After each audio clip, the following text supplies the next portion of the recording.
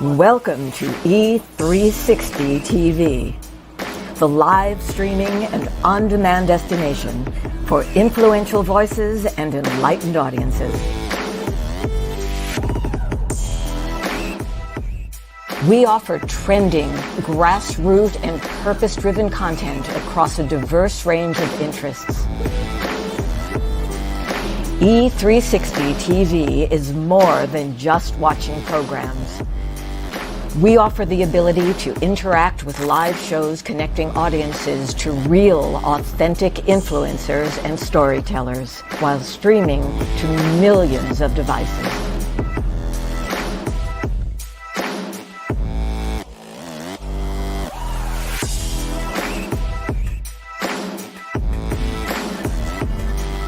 Real experiences. Raw conversation. One destination for it all. E360 TV.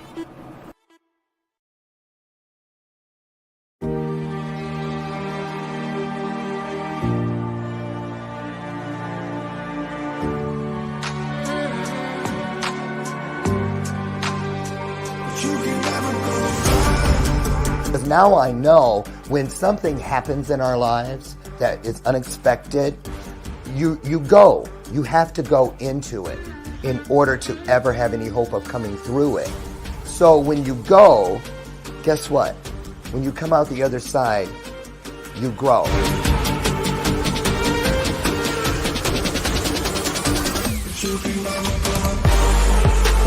Brought out more in me than I thought that I didn't even know that I had.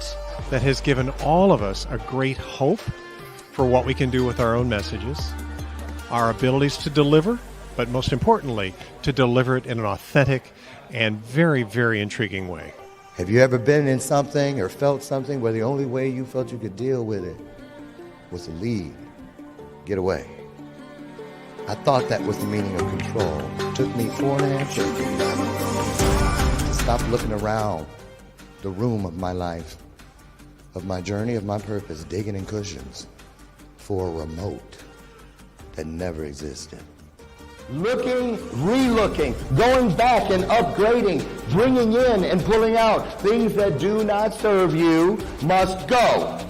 Those things out in this world that are designed to bring us down, to keep us down, put their foot on our neck and whisper to us that we're never good enough, they don't whisper. They yell at us from all directions, top to bottom, bottom to top, side to side, side to side, corner to corner, and corner to corner, 365 days. When somebody asks you about yourself, don't you dare whisper. When they ask you to raise your hand, don't you dare half raise it. When they ask you something good about you, you scream it with all you have. Come on now, get up, get up. Tell me who you are. Show me who you are.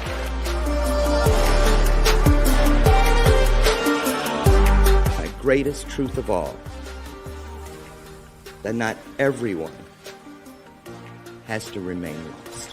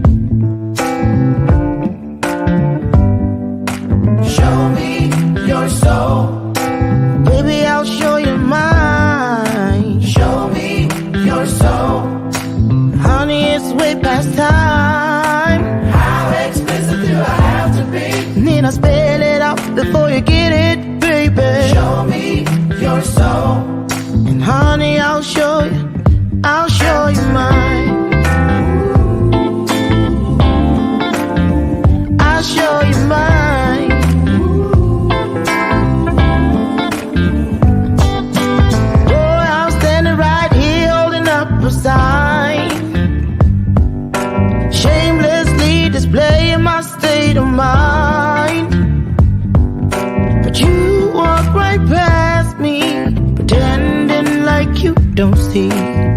What's yours for the taking tonight? Da-da-da. Oh, I was singing my own show opener. I love that song. Wait a minute. James Brown channeling. There. Oh, it's a great day, y'all. Yeah, blame it on the ADHD. Nope, not gonna do it. And see, I dropped that out there. See how I did that? I did that because it ties into what we're talking about today. We're gonna bust some mental health myths out of the water today, and a whole bunch more. Getting your head straight, your mind right. Oh boy, all of it in a bag of chips. Welcome everybody to today's edition of Bathrobe Moments. I'm your host, Dr. Loren, and I'm so happy to be here. I don't think I'd rather be anywhere else in the world. Wait, Fiji. I ain't gonna lie, I'd rather be in Fiji because it's fallish here in Chicago. But anyway, I'm so blessed to be here with you together. That magic number 2, where 2 or more of us comes together. You guessed it, spiritual magic. We come together with that mindset, that agreement. Amen, amen. That agreement that we're going to change something today. We're going to ease some suffering somewhere in the world. Can I get an amen?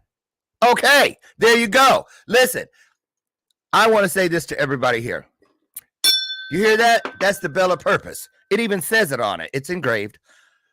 I ring it because it is not so much a show prop or gimmick. It is an opportunity. It really is. It's a reminder that just like that bell has a ring to it, so does the truth. You better tune your spirit into it so when you hear it, you head towards it. There it is. So during the broadcast, when some truth is out there, I know you're busy, you hear the bell, come running, okay? Won't you? Thank you, thank you, thank you. One more. Can I get an amen? There we go. So listen, great show for you today. Come on. Oh, you guys are moving in, 158 of you. Come on, let's break the record today. Last week, 1,560, 1,560 on Thursday. We want to break that, right? Listen, some people are thinking, why does he say the numbers as we come in? Is he bragging? No, I'm manifesting. I'm being a great steward. I am thanking everything that is greater than me for bringing, because those aren't numbers. Those are literal souls. You hear me? Those are literal souls. So whatever you're doing to change the world, don't let those numbers swallow you up. I'm just telling you. So listen, who is here today?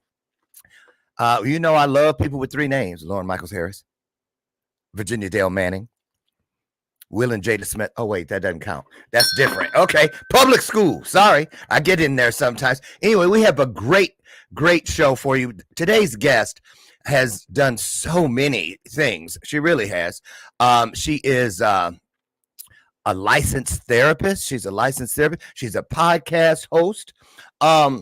She's a mental health advocate. She's an educator, motivational speaker, 4-time author, corporate and employee, and she wants to show us if you, I probably need that too now that I think about it. Why are so many of us in denial regarding burnout? Everybody thinks that ain't none of me. Well, keep saying that. Okay. Keep saying that. Listen, you guys, now's a great time to bless someone. Share this broadcast out. Oh, before I get Virginia in here, I got to share something with y'all. Oh, wait. I'm so proud. Really quick. Or should I say quickly? Talk about public school. Wait a minute, you guys. I got to share this because it's so I love my coaching clients. They are high achievers. They are being fast-tracked by God, by the universe. Call it what you will. And man, Martha Kartawi, you guys might remember she was on the show. She's been with me a couple years, and she was raised in a cult. All 9 members of her family. One sister still remains behind that fence, and we're praying for deliverance for the sister. And she wrote a book. We got it done. We got it out there. We got her on a big show. And look at this. Just 2 days ago, they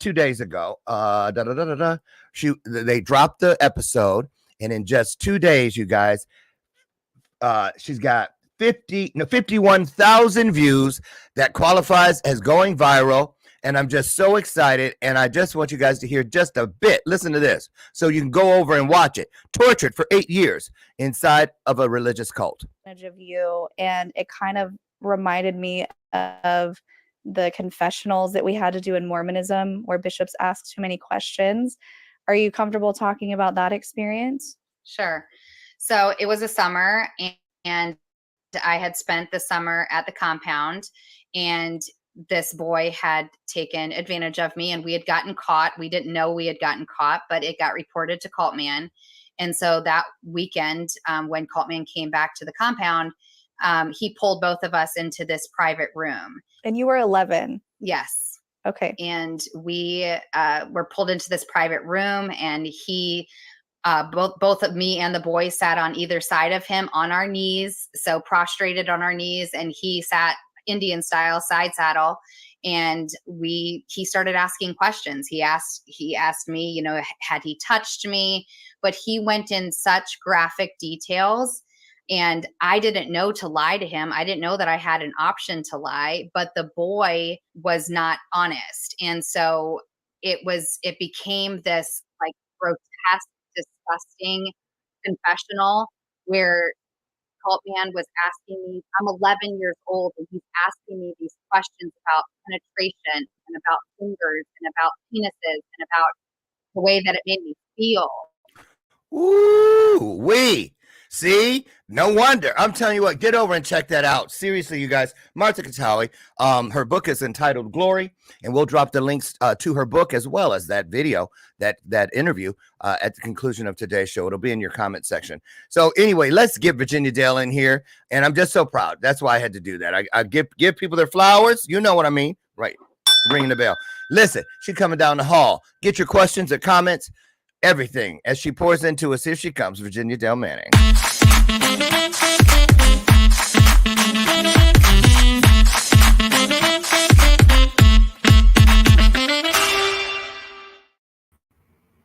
Well, good morning. How are you?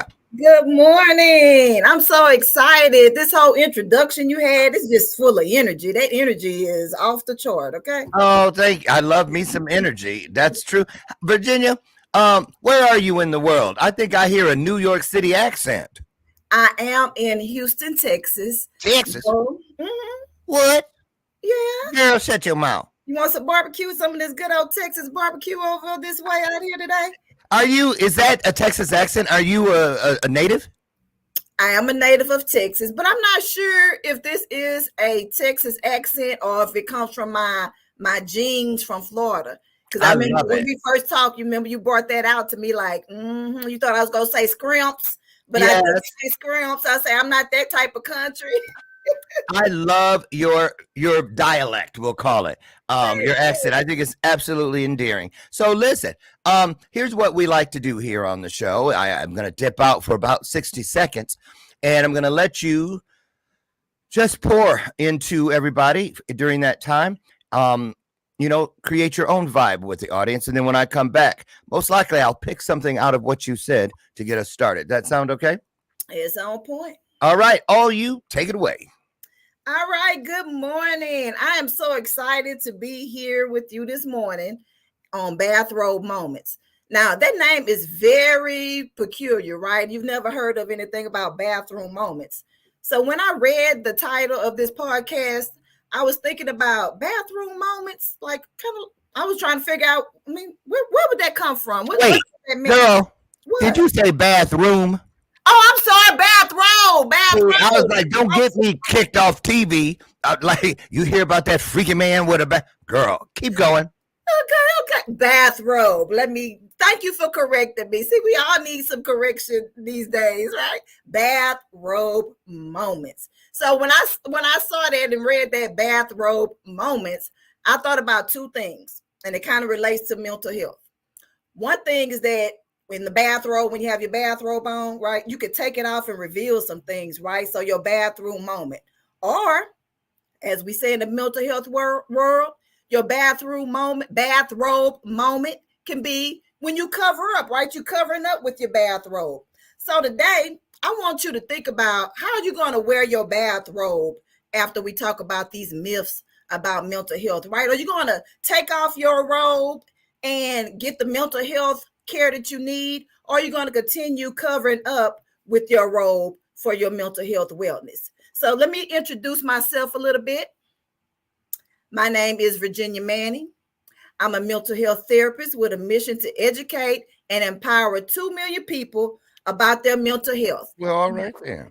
I hope I'm touching a few of y'all today so I can add this to my numbers to my 2 million. Well, you are so far. They're coming in. Law of attraction's in full effect today, you guys. 244. Keep coming. Keep coming. Share. Oh, here. Call to action. Where is it? I know we have it somewhere. Share this out. Share this out right now with at least one person. There you go. It doesn't cost. It's not painful. And unless you're trying to, I don't know, scream it, just send it out. Okay. So you ready to get started? I've got some questions for you. Okay, let's go. Let's go. Yeah. So, well, let's take a look at this clip because I loved that when you said we're gonna. I saw your post when you were promoting the show, and you said we're gonna bust some myths out. Some myths. Yeah. So I'm ready, and I went and found a little something. I was like, what kind? This first one, I'm gonna just let the clip speak a couple of them to get us started, and then we can take off from there. So, you guys, did you know? Well, I'm asking it too soon. After this, I'm going to find out how many of these really surprised you. We're not going to listen to them all because it's 17 minutes. But this is where they're debunking 25 mental health myths. I didn't know there was 5. Let's take a listen. So the myth that all neat freaks have OCD is a common one. Most people who are clean just actually care about being clean, and that's totally different than having OCD. Also, there are no 5 stages of loss. It's just a myth. That's Loren, one of 3 psychologists we brought into our studios to debunk some of the most common mental health myths. So the myth that most people with schizophrenia have multiple personalities, that was a very old way that it was understood, and it's been proven to not be true. So with schizophrenia, it's not another personality. What it is, though, is a break with reality and a part of ourselves, maybe, for instance, that believes that someone is out to get them. Okay, so that's a really common one with schizophrenia. So the myth that all neat freaks have OCD is a common one. It seems like it's almost a popular cultural thing that people say to each other, you have OCD, when somebody is like organizing their bag. And in reality, OCD itself, the illness has different components. And one of the subsets is the keeping things organized and clean. Okay, so let's go there. First of all, a lot of these get passed down, don't they? These myths. You know what I'm saying? Because I think back to my family, well, let's just say in the the African-American population. I remember when I was a kid, I'd hear grown folks say, did you hear about Sister McLean? What, girl? Had a nervous breakdown. Right. Nervous breakdown. Let's start there. What does one of those really look like? I mean, are you like, I'm nervous. Oh, Lord, I'm going down. What does a breakdown look like? Right. And so that's part of the stigmas, right? That's one of those stigmas about mental health. And then there's that word, they probably even said that she was crazy, quote unquote, which going is through the change. People, yeah. That's another thing. She's going through the change. Then what it is, like, don't go to the mental health therapist, or don't seek help, because we don't want people to think that you're crazy. And I love church. I'm a believer of God. I live my life by it. Amen. But God put intercessors on the earth as well, right? To help people with those mental health conditions. You need God and me, because I would never say, hey, come to me and forget about God. No, you need both of us. Now, let's talk about that for a second, because I'm married to a therapist, and I know you can't really even, can you? I'm saying, like, if you're a faith-based therapist, is it okay for you to interject religion inside of a session? Well, this is how I do it, because, I'm a respecter of diversity for sure. Right. And so when people come to me and we have therapy, now, if they open the door, because my office is, you see this back here, Yeah. They know all through the office. So, but I respect if you're not, right? Because I have to, because that's part of that. That's that fine line between therapy and spirituality, is that you have to, have ethical guidelines. But when they open the door and they say something about Jesus or praying or their faith or whatever, then we go a little deeper into how you can use your spirituality to help you with your mental health symptoms as well, and to help that ground, that foundation, because the word is the foundation, and then we build up from there. Oh, wait a minute. I ain't no Casanova. Da-da-da. Me and Romeo ain't never been friends. Thank you, girl Levert, for popping in. Take off the bathrobe. I need to take it off. That's why I didn't put it on. It's hot. I'm like, and I'm wondering if I'm going through menopause because I'm telling you that felt which is crazy in my mind because I've been cold the last few days, back and forth. You know what that means. So look, hi Mike Casanova, Robert Brooker, and all the rest of you. Nice to see you all. 352. Come on, keep going, y'all. Break the record. So, what would you say are your top 3 myths as far as mental health? I know that OCD one because people like to use it like it's that's just my OCD. When they say, why are you so right? Why you cleaning up? Why you can't be still? Why you can't this and that? Well, so my focus is that I like to give practical solutions to mental health challenges without the prescription. Don't judge me. That's a whole nother. No, that's what I love about therapists and not psychiatrists. Mm-hmm. They'll write you a script. You ain't even been in. That happened to me. Mm-hmm. For depression. Yeah. 5 minutes I was in that guy's office and he didn't even look me in the eye. He was too busy writing and he just ripped it off and handed it to me. I was like, what's that? He said, lithium. I said, well, how long will I have to take it? Probably all your life. He probably still standing there with that thing hanging out, that prescription, because when I ran, I heard it in my mind, Virginia. Something said, run, leave now. And I did. So go on. How many people, can I ask a question though? Yeah. Put this in there when you answer it. How many people come to you and they actually want some kind of prescription or they think they need it? Well, it's twofold. Sometimes people come to me and they already on a prescription. And so then I educate them about a healthier way to use the prescription. Because I understand some people really do, have chemical imbalances that require medication to rebalance. Hi, Janice. But at the same time, depending on the psychiatrist who's handing out these scripts, right? And I tell people all the time, that's what they do. They ask you how you doing, how's it going, because they want to know if the medications are working. That is not therapy. So a psychiatrist should refer you to a therapist when they give you that prescription as well. Mm-hmm. Some are doing it, some are not. But, it's pretty much up to you to make sure you have a well-rounded mental wellness and get yourself treated the way it should be. So some people come to me already on the medications. And I give them the education about, the difference between a psychiatrist and the difference between a therapist. You need both. They go hand in hand. And some people, I don't prescribe. And if I could prescribe, I wouldn't because I'm not an advocate of medications because my mom killed herself with her medications. She went to a psychiatrist and she was in love with those medications. I tell you, child, when it was time to get to that, it was Eckert's. I don't think Eckert's exists anymore. The prescription where you get the. That was the medicine she was on? No, the pharmacy where they used to go get it. What was the now they've evolved into Walgreens, but back in the day, that's what do you remember what med she was on? I don't, but I remember that psychiatrist. Dr. Grappon is that man's name. And she used to go to him all the time. And she would just talk about the medications. And I was young, which is why I do what I do for people, because education and empowerment is important. Because if you don't know, then I feel like if we knew more, we could have helped our mom more. So she completed on her 3rd attempt with her medications. She took the medication to get out of here. Out of here. She OD'd.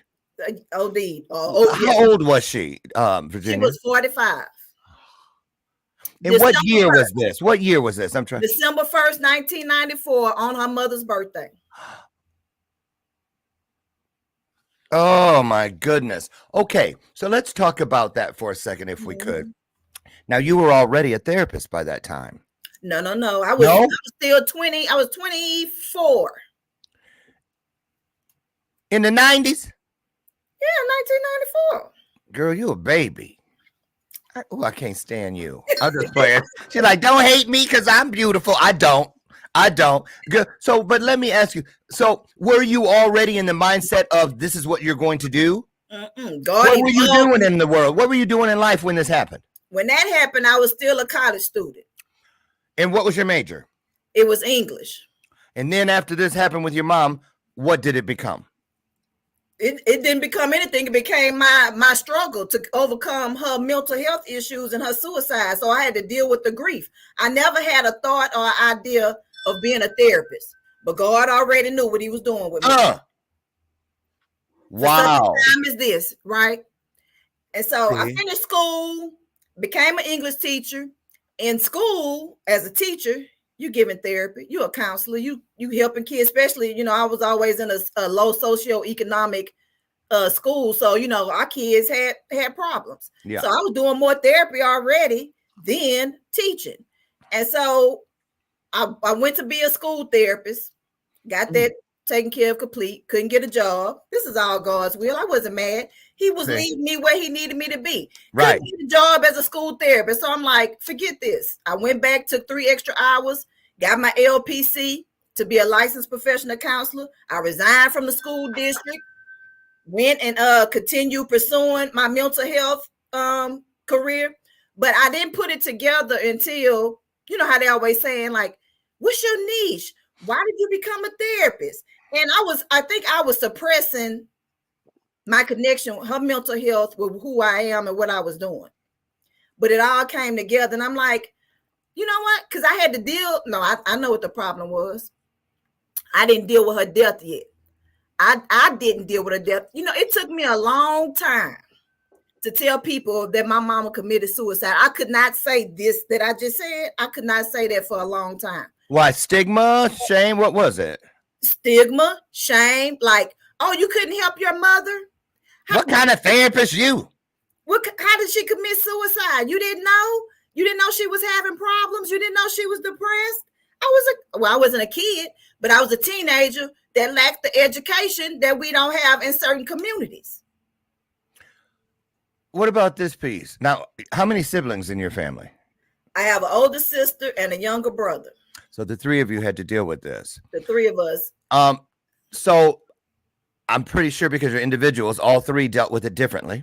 That's what I was just about to say. Okay. Mm-hmm. Okay. So what about this piece that people talk about, the survivors of suicide, the guilt? What did I miss? What could I have done differently? Was there any of that for you? Absolutely. And the guilt of not knowing that she had these issues and not being able to help her. You know, like I said, that education part is the key. And I'm in the process of writing a book. It's written. Let me put it like it's written. I'm still working on me. When I started writing this book about the traumas that I experienced from my mom's mental health, growing up, childhood traumas, I'm just not realizing I had childhood traumas from her depression. A whole therapist since 2011. When I started writing this book, I wrote it. I haven't even been able to publish it yet. So wait a minute. Is that like secondhand smoke? Remember how they used to talk about secondhand smoke? You get it because somebody was doing. So you picked up some stuff, residual, Absolutely. like the bathtub ring. Right. The ring the in the bathtub. Shame, like you were saying, the shame of why didn't I know? How could I not have helped her? Why I didn't do more? Because this was her 3rd attempt. Like, what did I do with the 1st and the 2nd attempt? Why didn't I know what was going on? Why didn't I know that she was having severe depression? Why I didn't know that she was grieving? But you know, the problem is that she was always happy. Wait. I thought you. Oh, that's an alarm. Okay. So listen. And we know this is true. As a matter of fact, I have a coaching client. Frank Iovine, how are you? A retired police detective in New York City. And he did over 1,000 suicide runs in his career. And when we were working on his keynotes, the one about suicide with just a regular suicide title wasn't really, nobody was buying it. I think people feel they've heard it all at this point. And anyway, so I said, Frank, over 1,000 suicide calls that you answered. Was there anything that never stopped surprising you? And he goes, yeah, one thing. I go, what is it? He goes, that no matter what, no matter where and how much money they had or how poor they were, how much education they had or lack thereof, there was always one person there that was shaking their head going, I didn't see this coming. I said, so in other words, a lot of these warning signs can hide in plain sight. And he said, exactly. We changed this title to Hiding in Plain Sight. 3 keys to understand if suicide potential is in your world or something like that. And boy, it flew off the shelves. So let's talk about that. What were the signs that you missed that you learned about after the fact? What were the signs? So I knew the signs after I became a therapist. And then I started working with clients, and I started identifying with some of the things they were going through. And I'm like, and I would cry, especially if they talked about grief or if they had lost a parent. I would just like start tearing up and crying. I'm like, oh my God, I have to do something about this. Oh, and wow. so that's why I started writing the book. And I'm like, I have to get my story out there because there are so many people who are dealing with these same things. And they think that, and I know people are going to chop my head off. Why? And they think that a prescription is the cure, when sometimes it's just go ahead, ring the bing. Oh, so well, they okay. When it really just requires mostly some practical solutions for your mental health challenges. But you said your mom was depressed, right? Mm-hmm. But then you said she was always happy. Well, guess what? I didn't know about the depression part until I became a therapist and started recognizing that people who are happy can be depressed as well. I didn't. Let's talk about that. So how did she pull that off? Was it just like, you're like, hi, mom. Hey, baby. And inside she's like, I wonder if I could find some cyanide somewhere. I'm just saying, I'm not trying to be funny, but think about it. So what was going on? How did she pull this off, especially with 2 prior attempts? That's a good question, which is why I give education the way I do today. How did she pull that off? Why didn't she get deeper help, or somebody went a little farther to help her, like the psychiatrist? Like if she committed suicide a couple of times, wouldn't you push her to be more interactive with therapy, to try to really figure out what's going on? And instead of the Band-Aid, get to the root and pull it. Absolutely, which goes back to the, hey, here you go. So were you ever able to, and it's probably difficult because she wasn't with us any longer, but were you able to ascertain at all what was really going on with her? Absolutely not. That's another thing that bothers me to this day. I wish I had been able to have more conversations, but you can't have conversations about stuff that you don't know. Education, right? Wow. Okay. Let's go. She was the only child. Her mom was the only child. Oh. They were from Florida. They came from Florida. My mama and my grandmother came from Florida. So it was a whole chunk of family in Florida that we had never met or known. What about your siblings? How have they fared since this happened in the 90s? Did it, you know? Well, my brother, he was 10 years under me. He was 14. When she passed away, I had to finish raising him. And my older sister, and she probably watched it because she's one of my diehard fans. And forgive me, sister, but she read one of the chapters in the book because I dropped one chapter and I haven't been able to drop other chapters. I've been dripping them. Yeah. A chapter at a time. And she read it and she was like, I'm so sorry. I didn't know. Because I was home all the time. She was always, she was a teenager. She was always with her friends, spending nights. I was the one in the midst of all of this stuff with my mom. As a kid, and I didn't even really know until now that she had those severe mental health challenges. And so to answer your question, I didn't know because she was always so happy. Even when, we struggled. We was a little poor, right? Every month something was getting turned off. Oh. Right. Now that I know that's part of was her mental health struggle. And now as an adult, I'm like, I've had some serious childhood traumas that I just suppressed and just kept going. But even in the midst of that, like say our lights got turned off, guess what we would do? She wouldn't be in the corner crying, oh, I can't pay my bill. Oh, I don't know what we're going to do. We would play hide and seek. Oh. She would flip it. So during a time that was, a time stressful, sorrowful. Sometimes, we were struggling for food. And she would just, we would eat spaghetti with no meat. And we would be like, oh, yeah, this is our highlight. This is like our signature meal.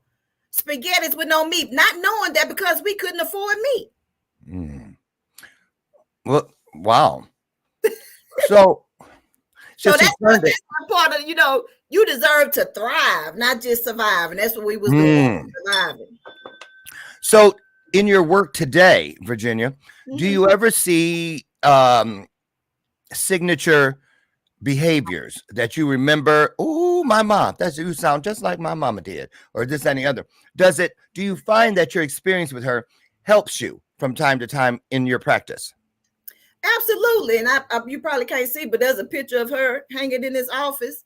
And then there's another one when I walk into my office. Is that her back there in the red? Yeah, her right there. That's okay. Hey. So you honor her. Yes, she's my why. I would not be at this place if it hadn't been for her, for lack of a better word, like sacrificing her life, so to say. Oh, wow. And people, this is what I do when people grieve and they've lost somebody and they might not like it. So I have to do my little disclaimer. Don't take it personally or whatever. I'm just telling you my journey. Yes. That I feel like she had to be sacrificed for me to thrive and to be able to do what God needed for me to do. Amen. There are no mistakes. No mistakes. That's how God keeps this stuff interesting called life. And I never questioned it. I never said, oh God, I hate you. Why did you take my mom? I've never been that type of person through anything I've been through. I've always used it as a platform, like, God, you're using this time to prime me, to make me go through these experiences so I can do what you need for me to do. Now, let me ask you this. As a woman of faith, and you know how they are in the church about suicide, the unpardonable sin, I think they call it. Mm-hmm. And I don't know a God that will not forgive everything. And so that always didn't sound right to me. Mm-hmm. You know? So absolutely. How have you dealt with that over the years?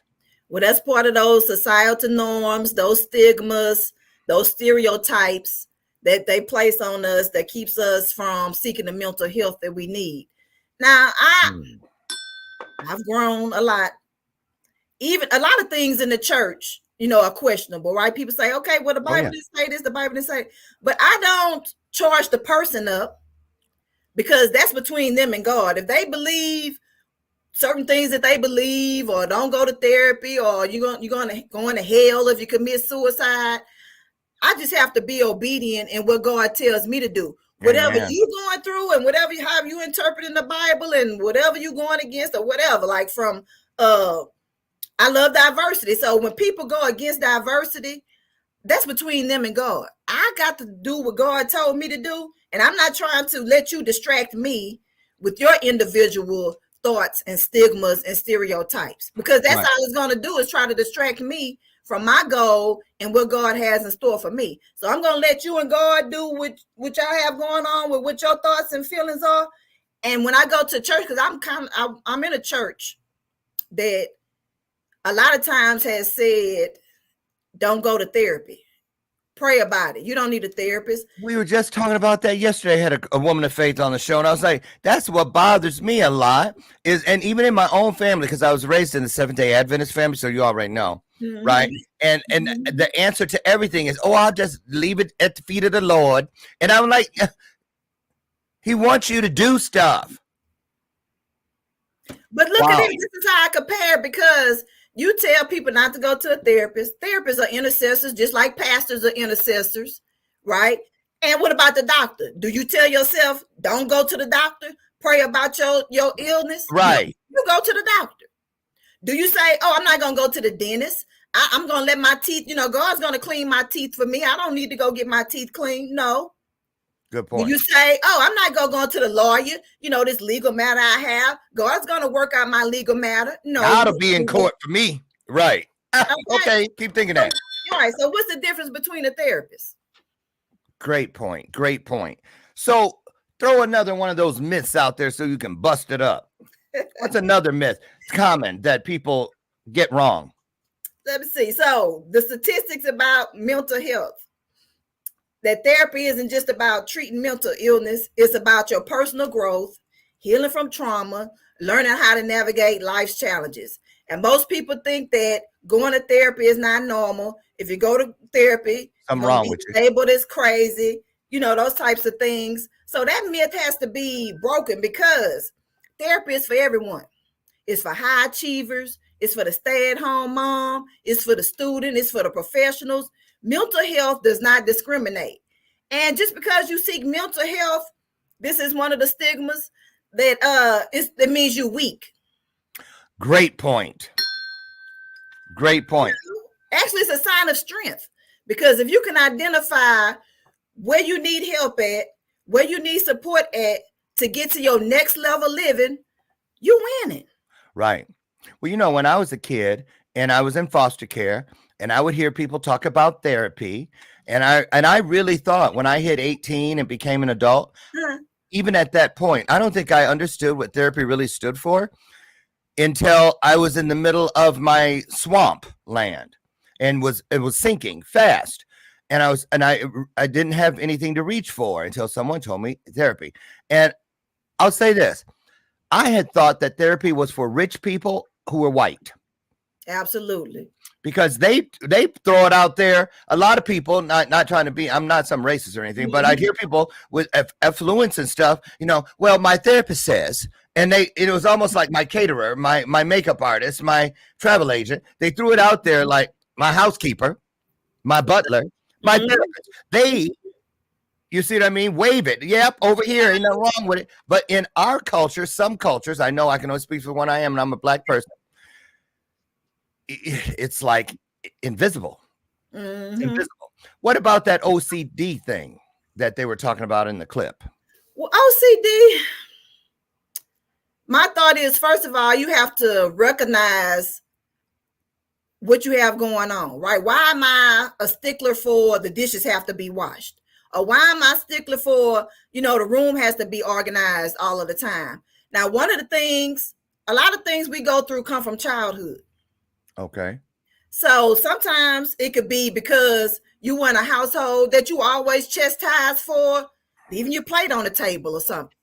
Or you were always chastised, or you were beaten or abused or ridiculed or belittled because of, you know, you didn't clean the room up correctly. So it could be several reasons why people have these OCDC tendencies, because things are always overdiagnosed, right? Yeah. Look at me. People come say, hey, what's my diagnosis? You want a diagnosis or you want some help? Like, I'm not into the diagnosis type of thing. Unless I have to, because of paperwork and insurance and all of that stuff, right? They want those numbers and they want a diagnosis. But I treat the issue. So say, like, if somebody come, they overwhelmed at work or whatever. Oh, I don't know what to do. I have anxiety. I can't function. I can't focus. Okay, well, let's think about, why are you having this overwhelm? What's happening at work? Do you need to set more structure? Do you need to set boundaries? Do you need to know when to say no? So it's like real practical life things. And sometimes it seems so overwhelming. Like when people are like, oh, I'm really crazy, I'm about to lose it. You know why? Because you let it get to a high level. But if you recognize it, that's the part of awareness. Because, you know, according to the statistics, 43% of adults with mental health conditions receive treatment. Minorities are less likely to seek help. Right. They keep it silent. Right. Silent struggles until it becomes so big, you know, it snowballs. Now they want to seek treatment, and then they think it's not able to be fixed because it's so big. Right. Overwhelmed. Yes. So, Virginia, you know, like, oh, what about this? Have you this? Because I have ADHD, but when I was a kid, they just said I was hyper. You know what I mean? I talked my ass off. I did. They put me in, my desk was in the hallway most of the time. I finished my work. I got great grades, but but now I know that was I'm a creative. I'm a creative. And everything, right. I love my ADHD, if that's what it is. I call it my superpower. So let's talk about this. I have found, because I have a number of coaching clients that come in to start work, and we talk about everything, or most everything. And a lot of them, because they're high achievers, they too profess that whatever it was they were told way back when, and it was presented as a detriment, today, weakness, they embrace it, and it is a superpower. Superpower. How do you feel about that? Well, let's talk about the ADHD and kids, these days, and parents. And ADHD, they add this too, because I have it, and I remember I heard this, but I don't repeat it because I don't know if it's factual. ADHD has recently been placed on the spectrum. Is that true? I don't know, because I don't look at diagnoses like that. Okay. Like there's not enough already. They're always changing the DSMs and that's what I'm saying. And everything. So, but with the ADHD, especially when you are younger, it's mostly not really ADHD. Most times, just like what you said, kids are gifted and talented, and they're not being challenged in school. So if I'm not being challenged, what I'm gonna do? I'm finished with my work way before everybody else. I have nothing else to do. Right. I'm bored because I'm a high achiever, so I always need something to do. I always need to be productive, or just moving around. Because if I can't be productive, I'm gonna do something. So then I'm talking to the person next to me who's not finished with their work. So then I'm labeled as disruptive. That was it. I always had great marks for the test and all that. It was my citizenship. I'm not kidding. I get whoopings for it. Absolutely. But you know what? I didn't care. I could not change that, didn't want to change that, and I would take the whooping. I'd know in advance. Well, I'm gonna get my ass whooped, but okay. And let's talk about you was being you. Just being me. Right. So let's go, because I don't want to. Well, you got 10 minutes left. I want to get to some of your stuff. Tell me about this PUP community that you have. Well, Prosper Under Pressure community. Like I said earlier, people are always wanting you to niche down. And I'm like, I don't want a niche. I want to serve, everybody. But I let my practice niche me down. One of them is that most people who come to me have anxiety and depression. I didn't go out seeking them. They just naturally gravitate towards me. Another set of people who were coming to me all the time were professional women who were experiencing workplace anxiety and stress. Is that the same thing as burnout? Burnout, actually. Okay, just checking, because that has so many definitions. So many words, so many synonyms for burnout. They were coming to me burnt out. Okay. First of all, they may have had a supervisor who was always picking on them. They didn't do this right. They didn't do that right. And they were just burning themselves out, overcommitting, overthinking, and not being valued. So then that just makes, I'm just writing it down, but you stopped talking so I'm going to ask you this. So back in the day, like when I was a kid, we were kids, and we'd hear Grandma talk about Sister McLean had a nervous breakdown. Was that a one size fits all diagnosis that people would say about a person? Depression, nervous breakdown, burnout, nervous breakdown, all the things that make a person seem like they cannot function? Well, that's because they don't want to use therapy as a tool, so they're going to label it as something else that has nothing to do with clinical depression or I need to see a therapist to get this taken care of. You having a nervous breakdown. What does that mean? That's what I mean. Sit down and rest your nerves. And when you hear your grandmama or somebody say, get out here getting on my last nerve. But really, they should be saying, listen, I'm a little stressed today. Because isn't that what they're trying to say? Right. Let's talk about it. Oh, wait a minute. Let me journal. Wait a minute. Let me go take this brisk walk to get some of this negative energy out of my body so that I could talk to you more effectively, so I can work more effectively, so I could just be a more effective person. Let me get out of this negativity out of my body. Yeah. Now, what about this piece?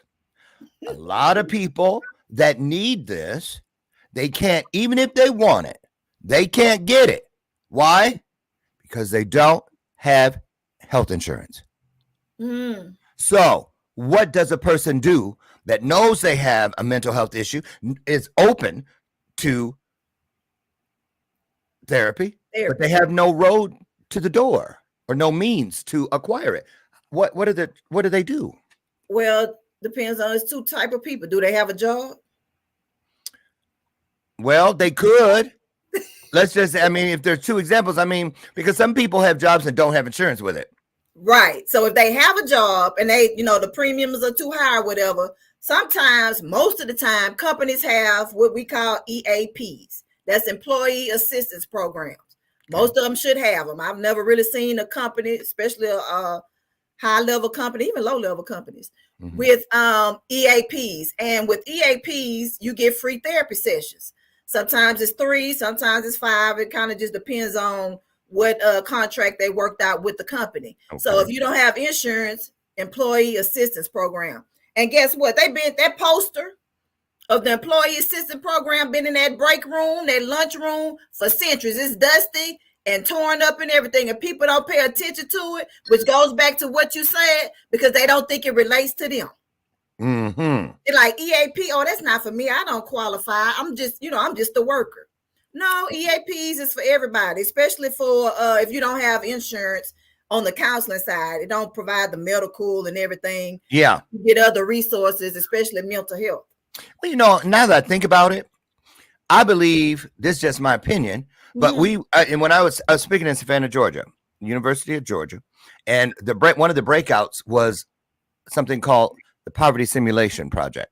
And we went in there and we were in these groups, which we were families, and there were all these stations around the room, like 60, and the bank, pawn shop. You had to keep your family safe and off the street for 90 minutes, which every 20 minutes represented a week. Out of all those stations, the pawn shop, the faith base, the social worker, all the different things that people live with in the community that are poverty stricken, when they went around and they polled all the people, the volunteers at those stations, the one who I couldn't believe, she stood up, she goes, she was the urgent care, the walk-in clinic. 95% of the instructions of what you're supposed to do in that 90 minutes included going there to her. She said one person out of 85 came there out of the thing. Everybody skipped it. And I was like, what? And she goes, and that's what really happens. So when we don't take care of our physical, chances are we're not going to take care of our mental, because you can't see it half the time. Absolutely. So is that a connector, in your opinion, Virginia? Lack of, healthcare, period. Yes, because people, especially even if people do get their physical health taken care of, they don't think that the mental health is just as important. But it's your body. Like, if you think you can take care of your physical health and not take care of this part, which, they relate to the mental health, the brain and this part, then you doing yourself a disservice. That's like you're not prioritizing your whole well-being, because this is a part of you, just as your heart, your arms, your legs, your whatever other body parts. Your head is a part of it too, and you should get that taken care of just as well. Have you ever participated or recommended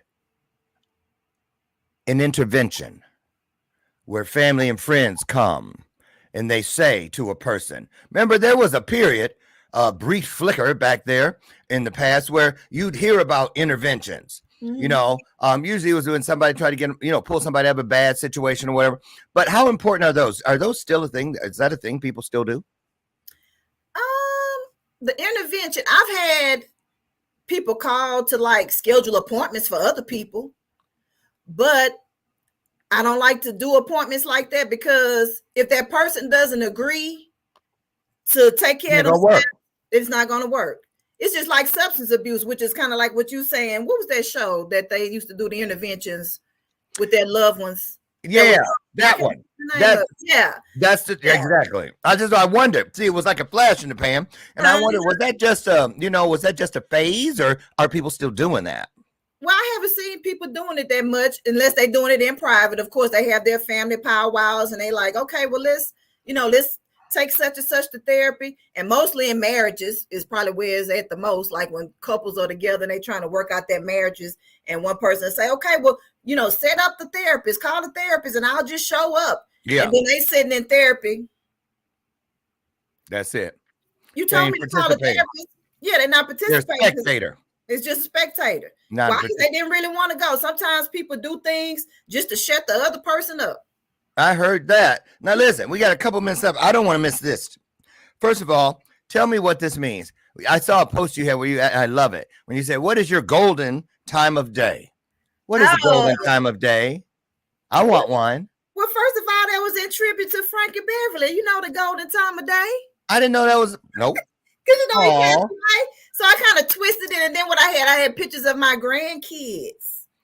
Oh, that must be, because I'm going to tell you, You could just, I know what I want for Christmas from you. Her. Look at that baby doll. I want her. Okay, I'm gonna package her up for you. Oh my! I know she's older now because I saw. How old is this baby now? That's a new picture. Oh, yeah. I want her. What's her name? They call her Baby T. I knew she's so cute. Oh my goodness. Oh my! Is she not just the cutest? She is the cutest. That picture, right? The way her face is like that. She like, look, she ain't playing. She like, if you don't get in there and get my formula, don't make me come out this crib. Right. So okay. You're really blessed. Really beautiful baby. Oh my goodness.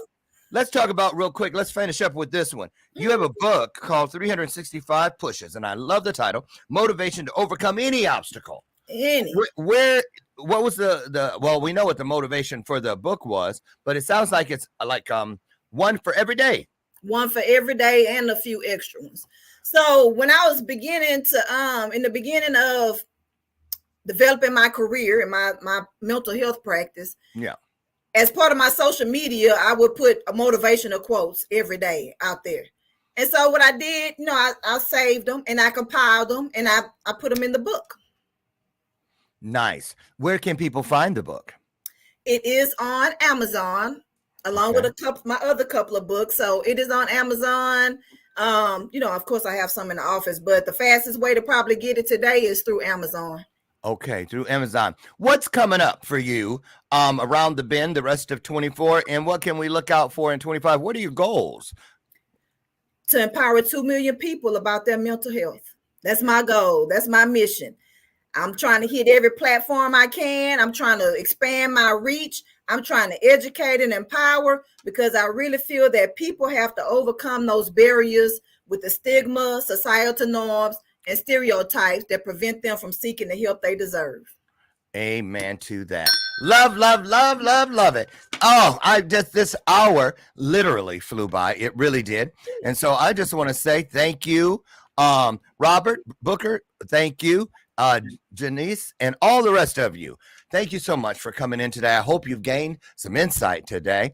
I hope you found a little bit of information that can lead to some healing, you see. And so, thank you. I was like, whose name is that up? Sorry about that. I'm looking at Janice on there. Oh, that's my sister. That's the one out. That's my oldest sister. I thought so. Hey, sis.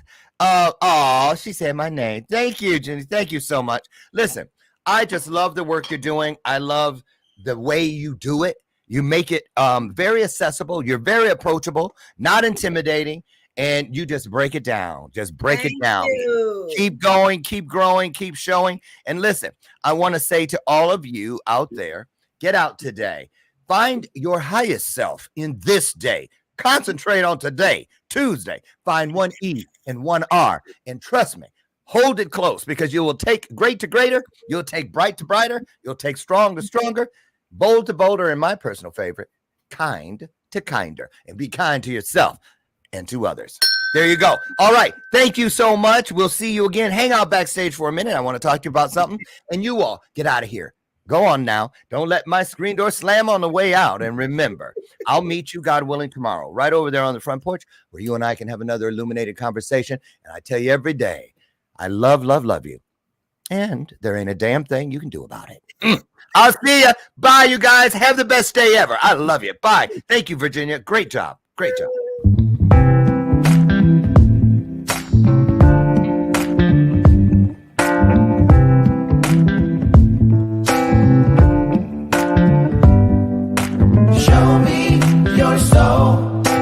Baby, I'll show you mine. Show me your soul. Honey, it's way past time. How expensive do I have to be? Need I spell it out before you get it, baby? Show me